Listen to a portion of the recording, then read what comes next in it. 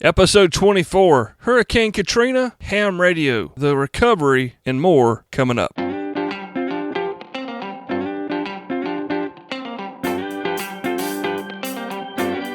AmateurRadio15.com presents Faux Time, the other ham radio podcast, sponsored by Main Trading Company. Find them online at mtcradio.com. Now, here's your host, Cale Nelson, K4CDN. So it is episode 24. Hey, I'm Cale. Welcome into Faux Time. If this is your first time here, I want to welcome you. My call is Kilo 4 Charlie Delta November. Faux Time is a podcast for the new guy or the younger amateur. Whether you're just getting into the hobby, whether you've been here for 40 years, or whether you're not really sure if it's something you want to try out, you can listen to these programs. We can help you determine that. Hopefully we can kind of push you gently right into the big, vast pool we know as amateur radio. Hey, like I said, it's episode 24. If you haven't heard any of them before, you can go back and listen to them on our site. It's photime.com, itsfotime.com, and you can check out everything there. We've got all of our past episodes listed, some blog postings as well, some links and stuff. And of course, with every program, we put in some show notes so that if we say something or talk about something you may not understand, you can check out the website, itsphotime.com. Maybe follow the links and maybe educate yourself, or even comment or post a comment there on the site, and we can help you through there. Also, this time through, we have a poll up about Echolink on the itsphotime.com website. It's with this episode, which is number 24. You can find that. You can do the poll. Just 3 questions. It's about Echolink. Love to have some input on that, because we're going to talk a lot about Echolink during this episode. Kind of not really meaning to, but it just happened. And this episode is sponsored by our friends at mtcradio.com. Our great friends Richard and Christy Lenore down in Paris, Texas. Our favorite amateur radio shop. We encourage you to check them out, not just because they're a sponsor, but because they're some genuinely awesome people. Richard and Christy Lenore at mtcradio.com. But we got to get into this episode. Here we go. Let's get it. All right. So we've got Carl McNair with us, Kilo Bravo 5 Whiskey Mike Yankee. And Carl is from Bossier County down in Louisiana. Did I say that right? Well, it's parishes in Louisiana. Okay. From Bossier Parish? That's correct. Louisiana has parishes, but it's the same as a county. Okay.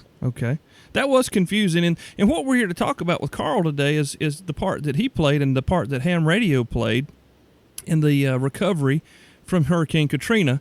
And I remember that very well. I only had 2 kids back then, and we spent some time driving back and forth between Mississippi and Louisiana and South Carolina hauling supplies. But I wasn't an amateur then, but I've heard a lot of stories, Carl, since that time about the roles that radio and amateur radio played in the Katrina effort. But before we go there, I want to ask you real quick, what got you into amateur radio? Well, actually, I was interested in radio since I was about 12 or 13 years old, and I got into electronics and began by building my own 11-meter radio, CB, which is sometimes a dirty word for the hams, but everybody starts somewhere. And I was a local REACT manager in Falls Church, Virginia, just outside of Washington, D.C. at age 13. I had my own piece of gear that I built. It was crystal operated. It actually was a TV chassis when it started out, so I was really proud of it. One of the few pieces of gear that I've actually built in my life, and it worked. Wow. So you were involved in electronics for a very long time, but it wasn't that you were a licensed amateur until what time? What year? I got my ham ticket about 1992, I think. Okay. I've been a ham for about 25 years. And you weren't one of these one day zero to hero kind of guys. You were a tech for quite a while, if I'm not mistaken. That's correct. I remained a tech for about the first 14 years, and it wasn't easy to pass the test. I was real familiar with electronics, but it doesn't have much to do with the testing, even the current day testing, to be a ham. It's more about today, it's more about how and where you operate and general procedures. And although they're rarely followed on the air by a lot of hams these days. It's more about how you should conduct yourself rather than about the highly technical world like most people think. Yeah, yeah. And I think, Carl, I think a lot of people, that may scare some people off thinking that, oh gosh, I'll never be able to get all that. But it's like we've said time and again on this program, amateur radio is really an on-the-job training kind of a hobby, whereas you get licensed to utilize the frequencies, but you really learn what you're doing by doing. Well, that's really at the root of what ham radio is to provide a bunch of technically skilled communicators for a time of need with their country. And even the frequencies, they're all military. In fact, here where I am, right next to Barksdale, often there'll be convoys leaving out from time to time, and they'll be using the 2-meter band. Oh, that put people all in a tizzy for a while there, but they have first claim to the frequencies, and as long as they're not interfering with other communications, you just kind of hush up and listen and enjoy it, or leave them alone. There you go. They are the first claimants to the bands. Right. Just have it on loan. Everybody kind of takes for granted that they're ours forever, but that's not necessarily the case. Yeah, yeah. So let's talk a little bit about Katrina. You live in the Bossier Parish in Louisiana. Now, where is that in relation to where Katrina actually came on to shore near the Pass Christian and the down there in the bottom end of the state? Whereabouts are you located geographically in the state of Louisiana? In the very northwest corner of Louisiana, about 18 miles south of Arkansas and 14 or 15 miles out of Texas, so right up in the corner, 180 to 200 miles away from New Orleans area itself. Although Katrina wasn't just New Orleans, the news covered New Orleans, but we had devastation all along the Gulf. And it wasn't just Katrina, by the way.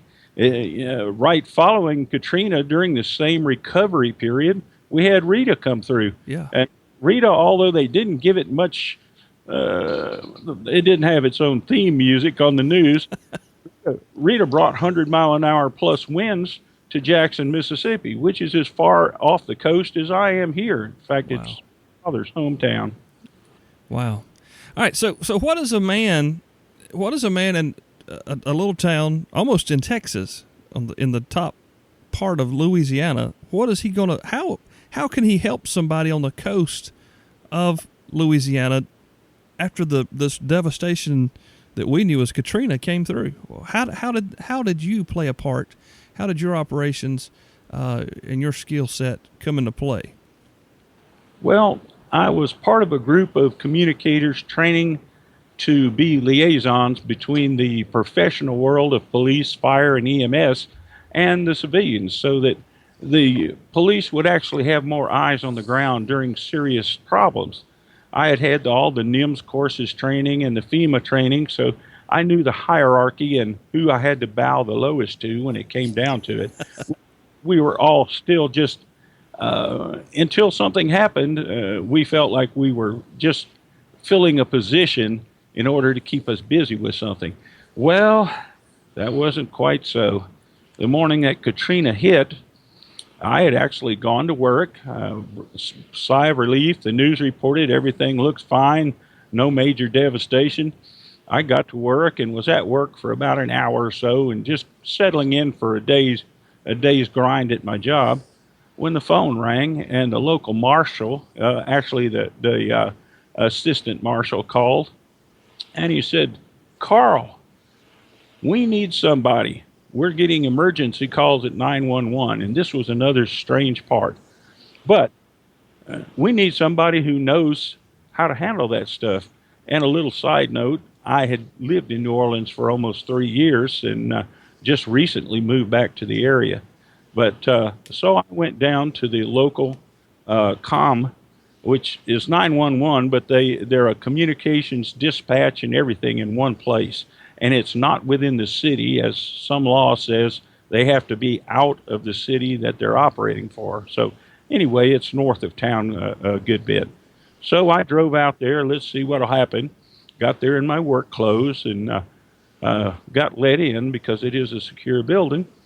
And they said, So you're what they sent to help us. And there I was with my little talkie in my hand and a thumb drive in my pocket.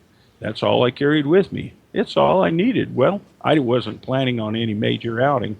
I walked in and I had a station there with a small computer workstation and a radio that had already been set up by hams at the place. It had both HF and VHF, and that was a serious problem since I was only a VHF user at the time, just a technician. So I got to my position and set up, and I was talking and got everything, got a net set up, and said, I commandeered a repeater, one that I had additionally already had tied in an ICOM radio at the house with recording capabilities on. I commandeered the repeater and said, we'll please use some of the other repeaters here locally. I'll be conducting net services here. And with the storm damage, a large percentage of the calls that were to 911 from New Orleans, Baton Rouge area even, actually were routed to our local 911 center. And the people in there, the dispatchers, are wonderful at what they do, but they have a limitation to what area they can cover with such detail. And there we go back to, I used to live there. I set in and I knew the streets and everything, and I set up my toys on my thumb drive, got things going. We had to back check when someone called in, since there were so many false calls that came in. We took their phone number. If they were on a cell phone, we said, what is your home phone number? And we would take their phone number and we would cross-reference it to find the address. And at the same time, using Google Earth, by the way, we would not only verify the address, we would get a general idea with the street view of what the area looked like, if it was low-lying areas and such. And, most of New Orleans is low-lying. That was a real planning problem in the beginning, I think. But so we would check the area. We would get GPS coordinates because the other people that were there in New Orleans to perform the rescue, search and rescue and search and recovery, they weren't really familiar with the area. And some places, street signs were beneath the level of the water anyway. Wow. So I give GPS coordinates, give verified that this call came from these people. They are listed as living at this address, and that's where they say they are. So it cut out problems. It also cut out duplication. Each message I sent out, both via internet, I would email a center that would put it on HF, some people in Ohio, just volunteers. I would also email a center that was in the Pensacola area of Florida and send them the same message. Each message just got a number, basically started out with the month and the day for date, and then the number of the message. There were over 1,700 that week. Wow. So you had come into this Emergency Communications Center. Was this the first time you'd ever been in this building, or were you familiar with the building, its layout, and what would probably be expected from you? Well, I had been in it twice as we were setting up some gear. We had a pneumatic tower for local events that had communications radios and a repeater built on it. And, during that time, we would go inside because it was hot out, and we'd look around the place. And I had training on what's best described as an operator station, because at that time, most of the systems had their 800 megahertz radios, but none of them had a common frequency. Each one would have their own set for the trunking, and they couldn't talk to each other. And we had this machine in there. We could listen to all the traffic going on at once. And I think there were 9 particular bands on this with the radios. And if the marshal's office said, I need to talk to the state police, so Windows, we just drag marshal's office over and set it with state police, and those two guys could talk to each other through the radio system, basically a repeater with multiple inputs and outputs, and we could select who got who. And you have to be careful with that because you can really cause interference, and the professionals don't like interference a bit. Yeah, they're not the amateurs, right? Well, they know communications, they know brevity, they know a lot of things that I didn't know going in. It gets hard to maintain when you spend so many hours talking to various people and uh, talking people until they could no longer talk. I talked to many people until they were gone. That really affects you. But anyway, you the professionalism they have to treat everything as a non-personal item. It really seems hard, but you have to isolate yourself from it in those things. I wasn't able to do that. Right. Well, I've even spoken to some guys that were down there with tree services and performing, cleanup, and those guys came back. They were changed people. I mean, it was such a dramatic and traumatic event that it forever affected that person in some fashion. I don't think anyone involved wasn't affected in some way. It was a major learning experience for everyone. I wasn't trained to do what I did. I was familiar with the radio. I was familiar with how things were set up, and of course the radio system I was actually trained on didn't have to do with the ham communications that I was performing, and every telephone call that came in from what was an unfamiliar place with the dispatchers was given to me so I could do what I could to send it back to them. And there was a major logistical problem. VHF is good for maybe 50 miles, and on a good day a tad farther if you got a really good setup with the antenna and plenty of power and everything else. But at the other end, there weren't any antennas. There were really a few hams that were capable of operating, so very difficult. And the shortwave, the HF spectrum, is for a longer. It bounces off the ionosphere, out of the F2 layer, I think, but it's for longer distance than this 200 miles we had. Only a very rare circumstances for NVIS does it actually work at that close of a range. And I've been working with NVIS. I think I've got it down now. At any rate, it's only good at a much longer range. So what I had to do was I had to find a way to get the word down there. I either needed to talk to someone closer in and have them relay the message, or I needed to talk to someone farther out. And so I set up Echolink, which was already in the equipment on my thumb drive. And, when they saw Louisiana was online, everybody had to come in there on Echolink and let's see what. Well, I was a scanner listener too, way back when, and it's exciting to hear what's going on and at least participate in some manner. So anyway, it wasn't long where I had a dozen people connected on Echolink, and I asked if anyone had means of using HF and from locations in the northern U.S. And I got 2 or 3 volunteers. And one in particular was a recruiter. I think a Marine recruiter. It may be Navy. I hope I don't get someone mad. But this man said, "Well, say, I have a son who's with the Coast Guard. He's down there performing operations now." And okay, well, I already had him tied in and helping. And again, I would text messages over Echolink to him and 2 other volunteers he had with him.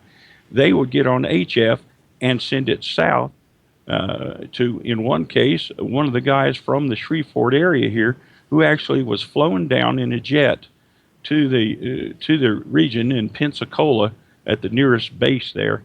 And he was performing the same duties down there and directing some of the air traffic, or at least telling them where hotspots were that needed attention.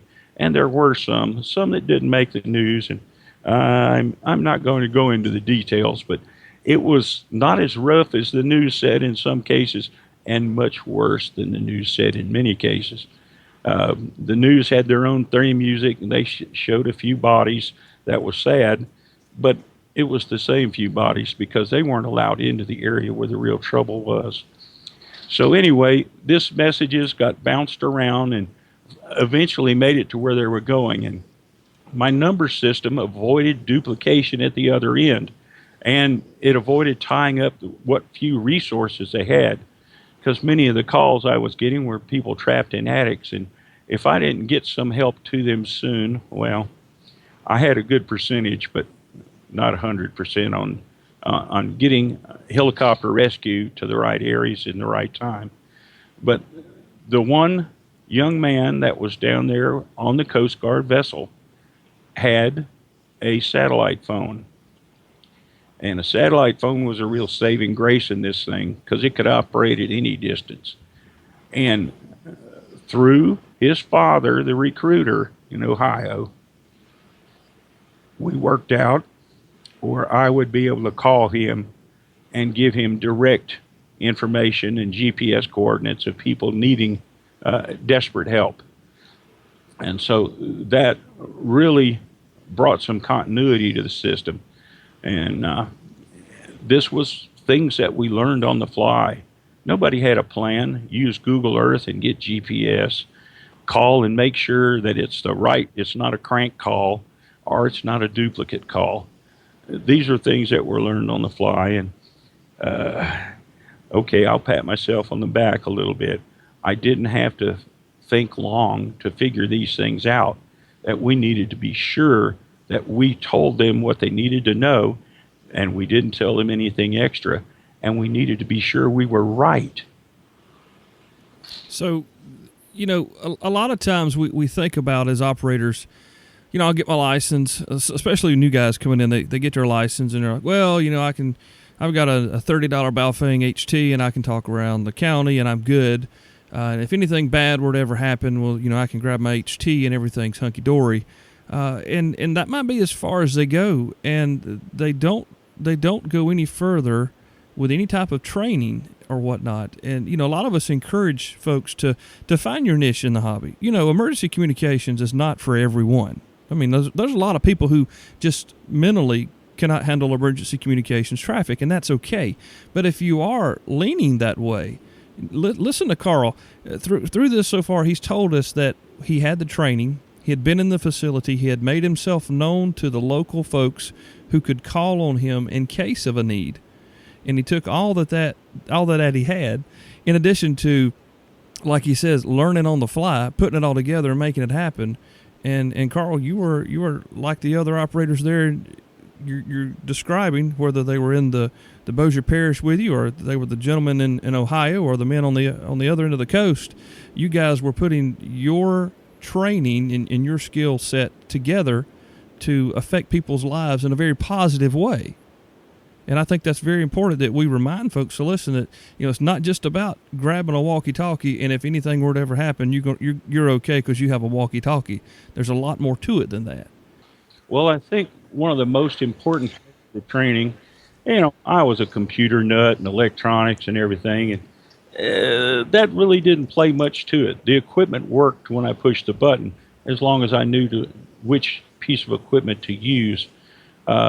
Being so far away from the direct trouble, we were isolated, so we didn't have much visual, although it didn't take me long to get the computer lined up where I could check DOT cameras about the center. Oh, it's glass fiber, by the way. The internet was working.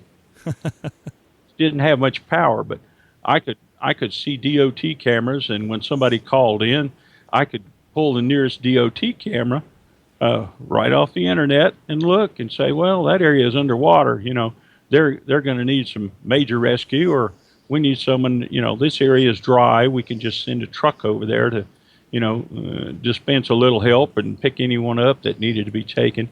Most of the people picked up by the search and rescue were taken to the main airport not Destrehan. Where is that? It's just outside of the city on the north side, and it was high ground. Well, that's why they put airports there. It's closer to get the airplanes in and out. So anyway, it was a good high ground area. They had plenty of place for people. They could care for folks, and they could route them through flights as they needed to move them on out of the area. But anyway, so we had all of these people that we had to get, and the directions.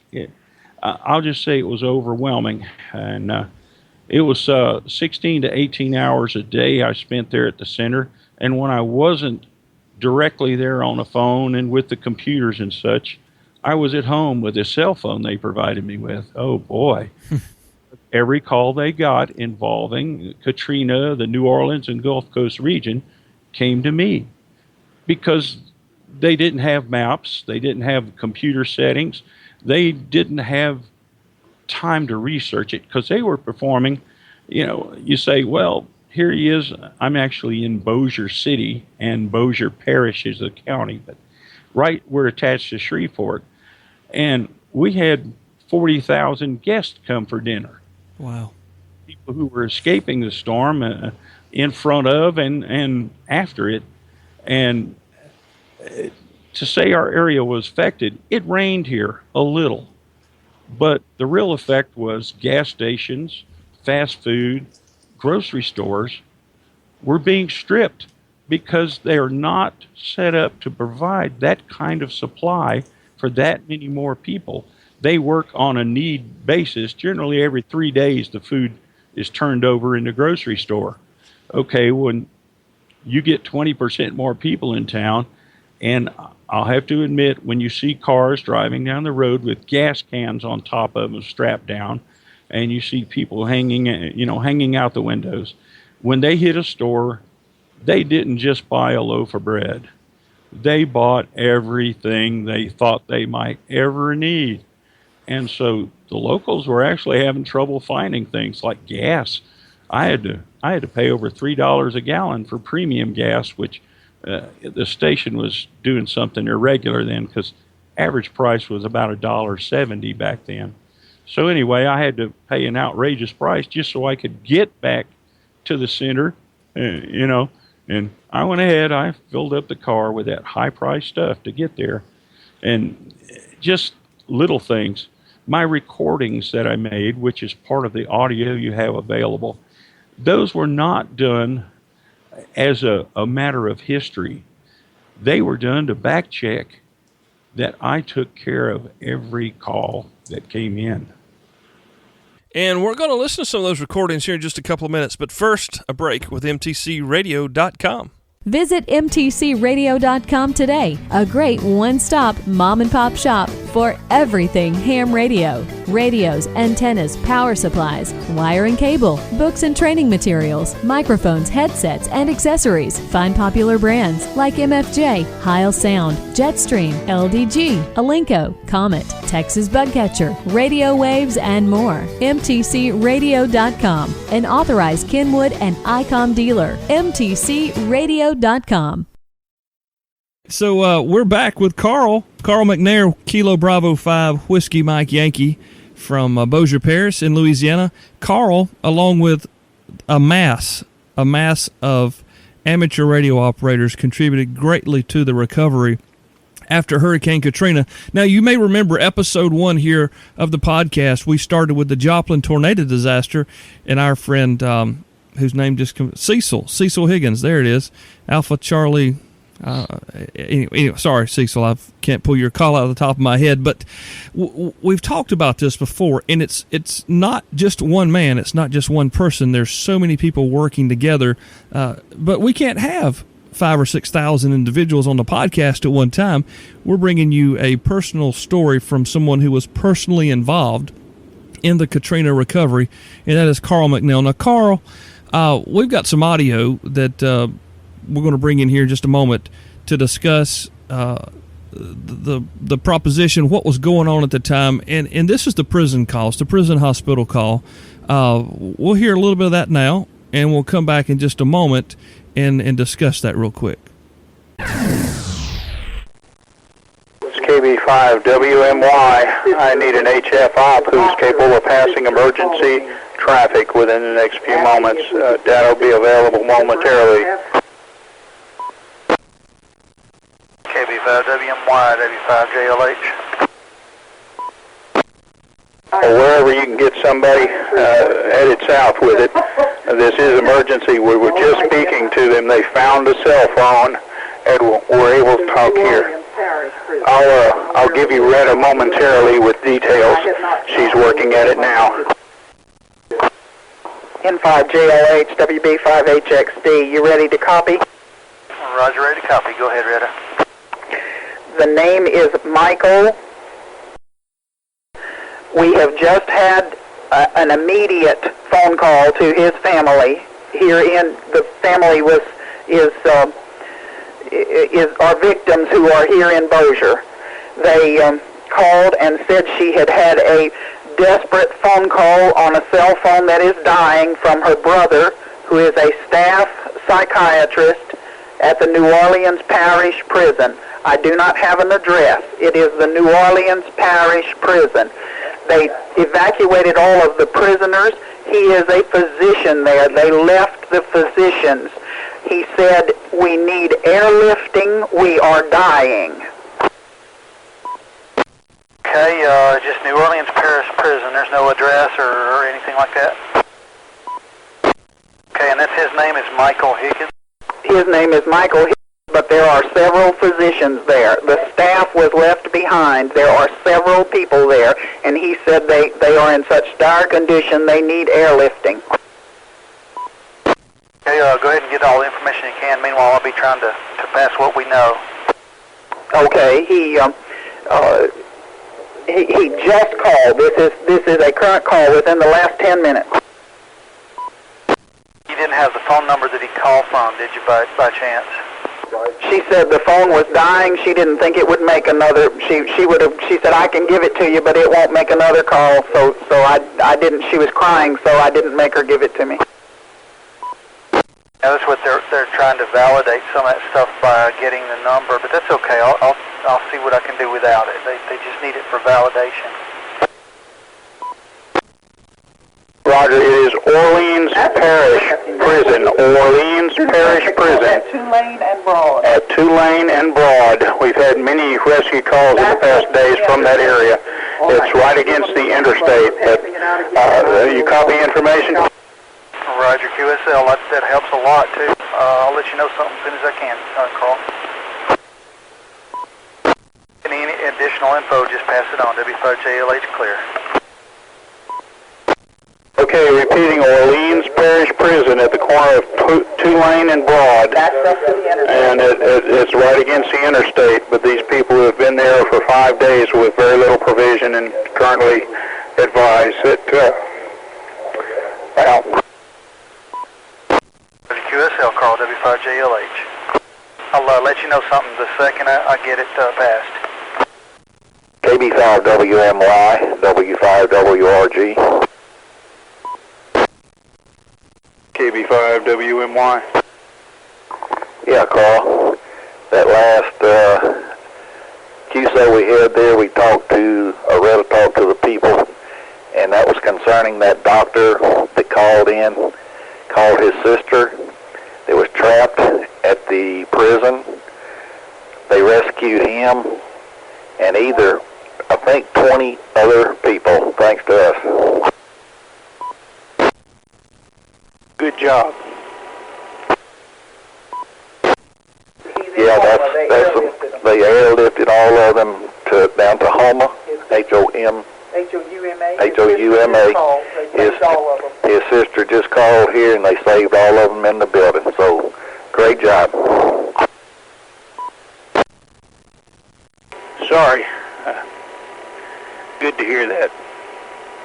KB5WMY. Okay, well we just got it and I knew you'd want to know. Makes you feel good. WRG 911 Center. So, Carl, I hear you calling at the beginning there for, needing an HF link to pass traffic. Were you on Echo Link there, or were you on a local repeater? Where were you trying to go with this call?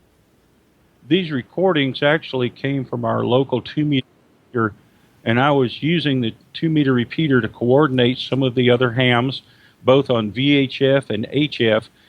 Most of them had involved nets at the time and were able to pass communications a little bit better. This was on about the third day after the storm hit. So I would call for an HF op.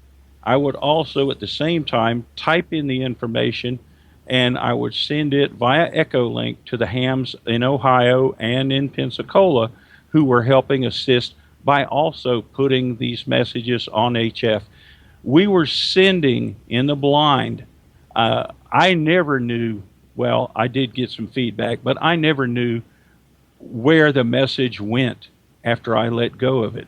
And that's why it was so critical to keep everything as brief and concise as possible and number the messages, because if you get 14 different people sending the same message in, besides the confusion, it just causes a real loss of much needed supplies and people that were conducting these rescue efforts. So you had to keep everything as close as you could.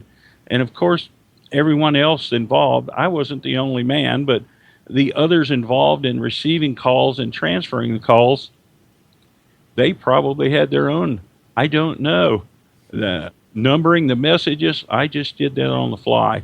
And it's like you lose sleep. Well, I did it, and it felt like the right thing to do, but I didn't know if it would help confusion or only add to it. But it seems to have worked out well for many. So I was calling for an HF op to get one of our local operators to actually put it on voice. And you would think, well, you emailed it, you sent it on Echo Link to Hams, you've already received the call, so that's enough. And I say, no, it's not. You want to send it every possible way to give it every chance of getting there, because we had still only had very few call returns and feedback that it had worked. Now, later in the recording on the rest of this, after I got the message out, you will hear where I am actually called on the repeater to let me know the outcome of the story, because I had to move to a new location and take care of some other business real quick. And my adopted mom and pop, literally a husband and wife ham couple here in town, who had also received similar training to mine at the center. They were known there. They came out to spell me for a little bit and to give me some relief, because this was becoming quite an ordeal for me too. So anyway, you will hear them give me the call to let me know of our success. Now, I found interesting the where this call came from, because here you were in Bossier Parish, almost into Arkansas and Texas, 180 miles away from ground zero. And someone in your city who had been displaced from the storm received the initial call from the gentleman, the doctor there in the prison hospital, all the way up where you are. She takes her phone and calls 911 and winds up in your local 911 center, because there she is in your town displaced, and she passes the information on to you. You pass it through all the channels that you can find to send it through, and thank the good Lord that the folks were found and taken care of. It just, when I was listening to this, it really struck me how many different avenues that message took, and what it took to get it to the people who needed to receive it, so that the help could be sent to the people who were in need. Well, there was another factor that doesn't really show on the recording, but the parish prison had already had all the personnel and prisoners removed from the prison. It was listed as vacant. So rescue efforts were not going to be focused on that area. And again, we went back through the man in Ohio to his son on the Coast Guard vessel and said, look, this is current. The hospital staff, the medical staff, are still there. They are listed as having been removed from the building already, but they are still there. And it took a good bit of convincing to get them to take the personnel necessary to deal with this. It was literally done by helicopter. The parish prison is in a very busy part of the city. It wasn't necessarily major dangerous, but there was no safe way for these people to get out, and they were in pretty desperate circumstances as the prisoners there, and several days They did not have food. They did not have water. They had used up even all of their IV fluids to keep themselves hydrated, and they were pretty desperate.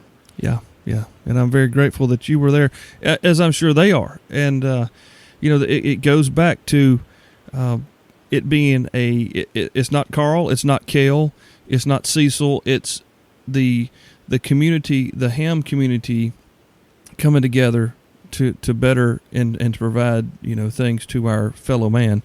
Going back real quick to that, there's a listener. His name's Paul. He's a great guy. He also lives down in Louisiana, I think a little south of you.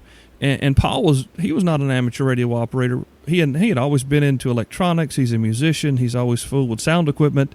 But when he stood on one side of a flooded road and watched the sheriff's officer wade through chest-deep water to get to the other side to use a radio to call in for help for someone, he decided right then and there he was never going to find himself in that position again, and he became an amateur radio operator and has become quite affluent in his area. He helps. He's involved in his local club and the area's races groups and the training. He saw it firsthand. He didn't have the luxury of picking up his $35 walkie-talkie and calling for help.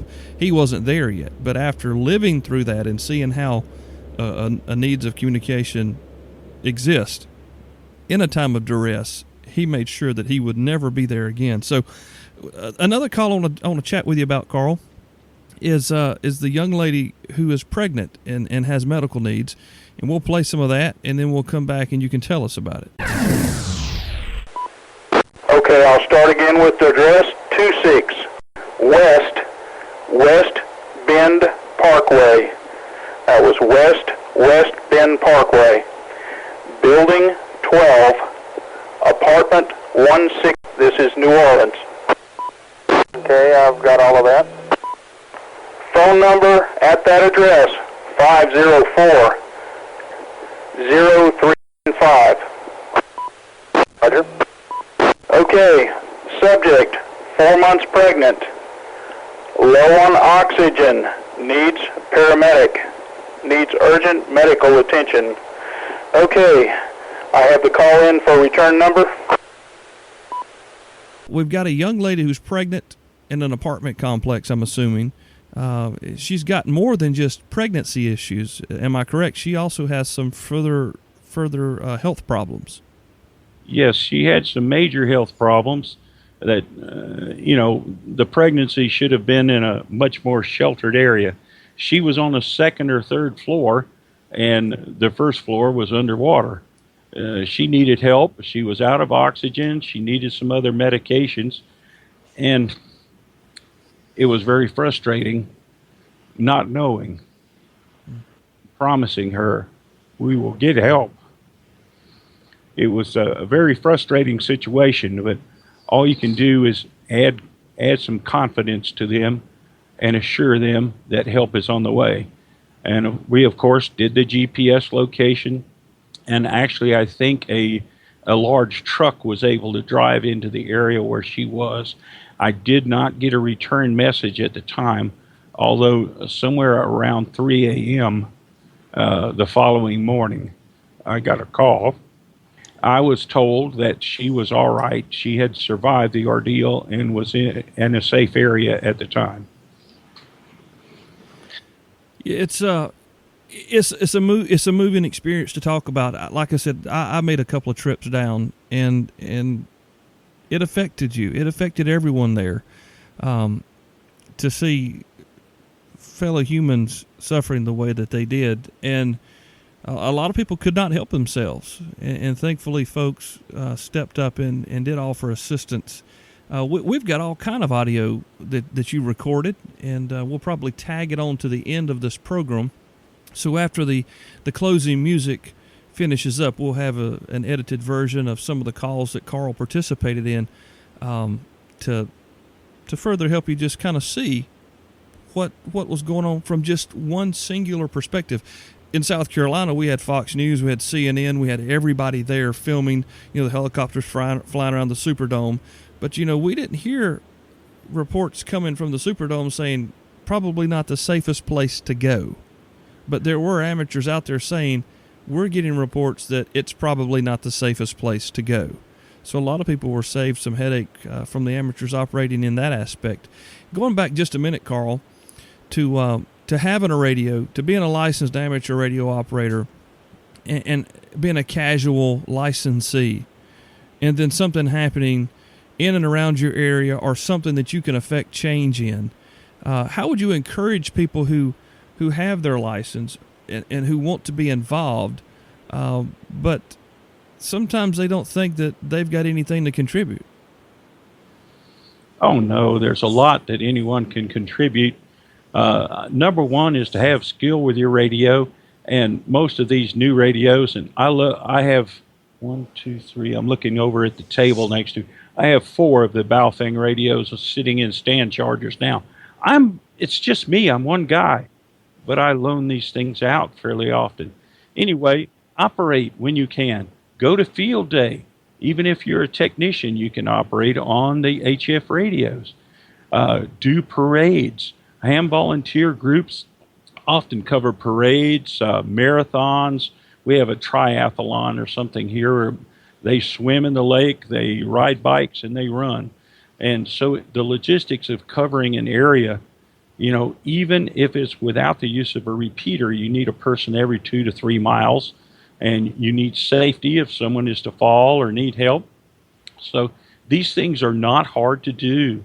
They're easy to do, but it is excellent practice to learn to communicate with other people, to communicate under what slight duress there is. Because the way you react when you're under stress is you revert to your basic training, what you learn to do. And closing your eyes and shaking is not going to deal with it. You've got to help those people. That's why you're there. You need to put the verb in ham. Don't just leave it as equipment in a box until you're ready to use it or you need to use it. Know how to use it and have confidence in it and have confidence in yourself. I'm just a good talker, but I was thrown into a situation that I would have not volunteered to do, but I would do it again today. How have things changed, Carl, since Katrina came through? And granted, it's been almost 10 years, and this year I think is the 10th year anniversary that she came through. How has things changed just where you're at regarding emergency communications, interoperability between different organizations? Because it seems to me that after FEMA really embarrassed themselves with their initial response, since that moment forward, they've spent quite a bit of money to bring everyone at least into some sort of happy place together. And amateur radio has been involved in that as well. Have you seen yourself some things that have happened to improve and maybe prevent some of these things, these tragedies from getting so out of hand since that time? Well, just in our general area here, I can't, cover the whole country, but I've noticed a lot more friendlier interaction between the hams and the powers that be. There's a lot more respect with the capability of these people who are willing to do for nothing what many of these police and fire do for pay, but often they think of it as drudgery work, but we're there for when something happens. We're eyes and ears. We do the storm chasing and we seem to be in a blessed area for emergencies. We had a space shuttle crashed within 50 miles of town here. The president, where did he go with 9/11? He came here. We've had so many tornadoes. We have hurricanes. We're far from the coast, but we still get 100+ mile-an-hour winds. We still get hurricanes that really affect us, and we have flooding issues. So we have so many reasons, besides hailstones the size of grapefruit 2 weeks ago. There are so many reasons why you want to be able to take care of yourself. But ham radio, that sounds a little odd, but when you're taking care of yourself, you're taking care of the others around you too. And the hams react. We report such weather events. We follow the tracks of the tornadoes. We actually have guys that are out there, bless them, but what are they going to do if they actually catch one? Yeah, they have to quit chasing and hold on, I guess. Well, it's happened, but mostly we report that way. The professionals will know where to go. They'll know what assets to take, whether they need fire and EMS or whether they just need police for bad signal lights and such that are out, whether they need to route power company personnel. Because when you have a storm like that, the first thing that happens is the phone system's down. And that's another thing. Everybody keeps saying, oh, we'll use cell phones. That'll do. Have you ever tried to call on Mother's Day or on Christmas and make a phone call? Now, wired phones even get to the point where they're overloaded. Cell phones have much, much less capacity. People take it for granted that the phone works every time.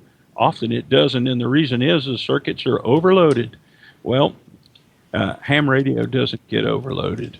We have so many ways, so many frequencies, and we have enough knowledgeable people that know how radio works and how their radio works. We're able to get the word out, and that's why it's so important to do the training.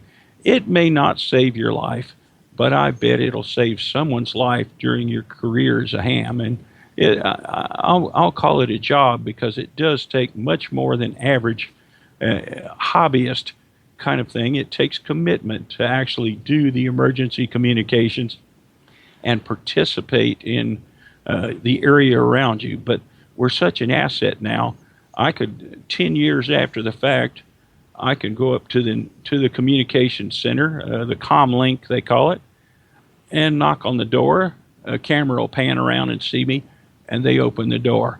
And you just, you don't know what a feeling it gives you when you say, I did that. Yeah, yeah. And it was quite a contribution from the hobby. And it's you know, it's not funny when you look back at it, but when you think about it, how small of a thing being an amateur radio operator is, but what a difference you can make with a hobby. I mean, you don't see many golfers, and if you're listening, I apologize if that offends you. It's the first thing that came to mind.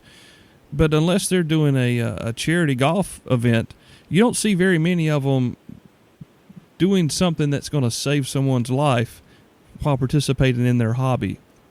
Even if they go out and they practice once a week or once a day or once every 3 days.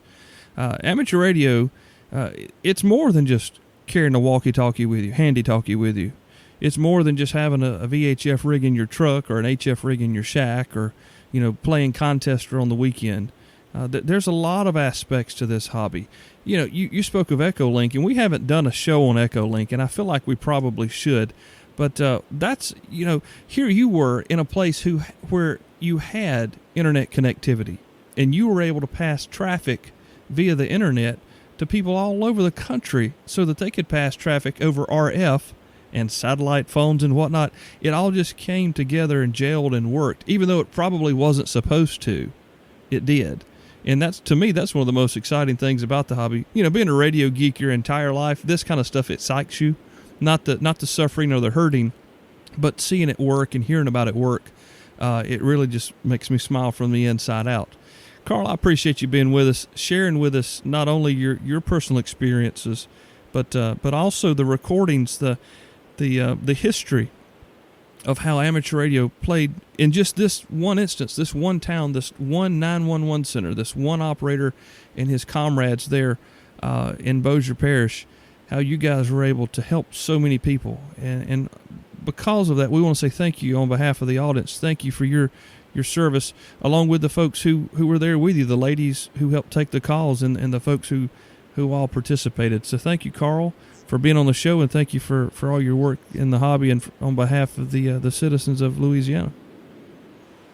Well, thank you. And one thing I'd like to add, even the hardened professionals of the 911 center there, we got feedback in one particular case of a young girl. I think she was 9 years old, and one of the local hams, his neighbor,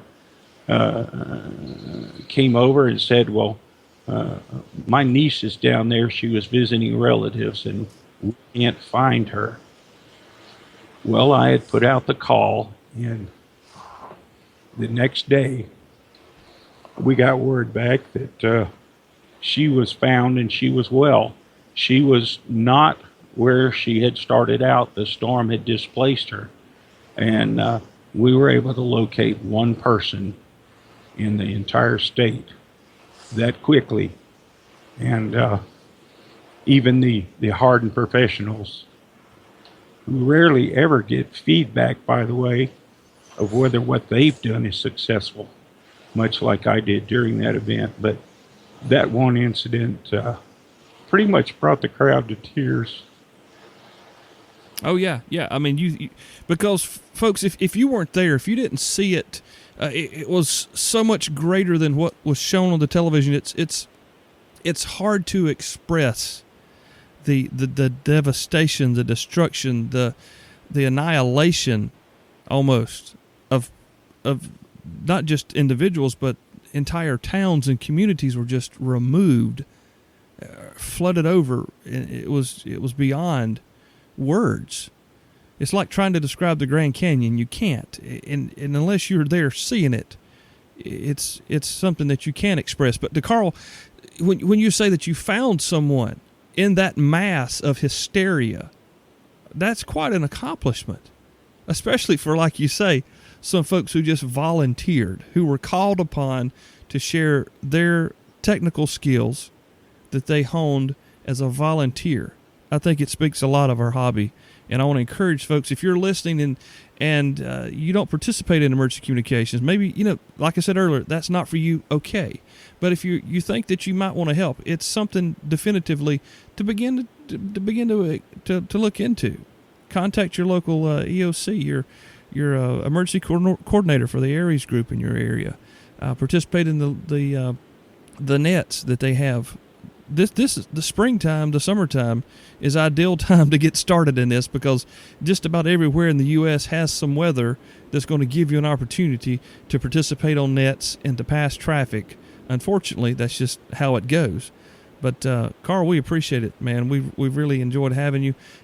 Enjoy participating with you on the forums, and I want to say hey to Alan and Sean and thank them for getting us together to get you on the air here on the Photime podcast, and have a genuine consideration and thank you for what you've done, and not only, folks. I mean, Carl. Now he's gonna get mad at me for saying this, but Carl spends a lot of time helping people regarding amateur radio, and I know for just one thing, he likes to share his Google Drive files, and I'm in the middle of trying to get some APRS running in my county.